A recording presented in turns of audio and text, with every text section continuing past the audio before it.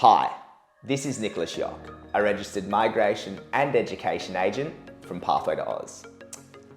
Today, I'm going to discuss with you Western Australia migration opening for state nomination. Okay, so Western Australia has finally opened for the 23-24 financial year. And getting Western Australia state nomination is important if you're applying for the permanent state nominated 190 or the skilled regional 491 visa. Okay, so before you can apply for these visas, you need to get the invitation from WA Migration. We've got different videos on those specific visas, so we'll put the links below and check them out. Now, from the WA Migration, we can sort of see there is a really heavy focus on construction. They really want to try and get construction, people in construction management, carpentry, all the trades, that sort of stuff, into WA. And they've made it easier for people in those occupations to receive an invitation. They've reduced employment requirements and basically said that they're hopefully going to get a bit of priority before getting invited.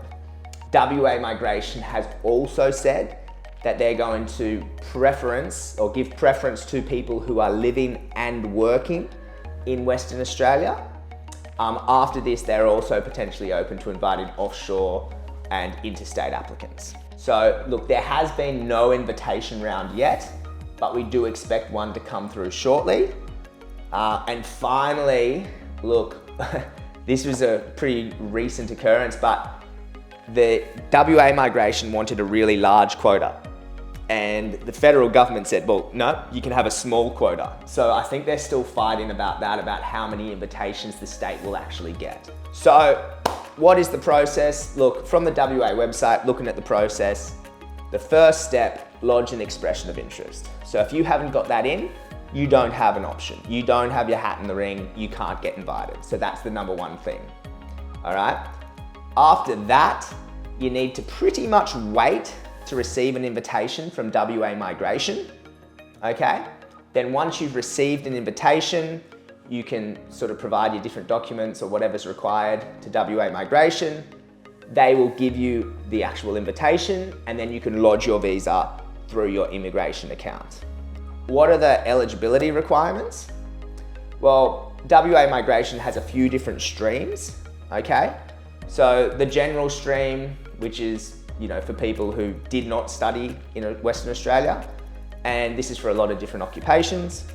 And then they've got the graduate stream. So this is specifically for applicants who have studied in WA. If you look on the website, you can see some of the different requirements. So a lot of the times, for example, for Schedule 1, they'll want you to have at least 1 year experience. Or for General Stream 2, they might want you to have, employment agreement or an offer of at least 6 months employment. If you check out sort of construction or the construction field, you can see on their website that they're willing to waive the work experience requirement for a lot of those different occupations as well. Now, who will they pick first?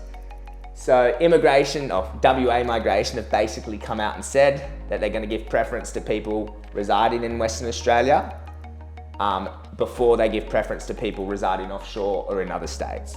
They're going to give preference to people working in the construction industry and also healthcare and social assistance and a few other ones. They're going to give preference obviously to people with the highest point score and with the oldest EOI, okay? So look, if you do have any specific questions about WA Migration, feel free to contact Pathway to Oz, but ultimately, I think you need to get your expression of interest, get it drafted, get it in, because you need your hat in that ring to be able to get an invitation. I hope you found this information helpful. And if you do have any further questions, feel free to contact Pathway to Oz. Thanks.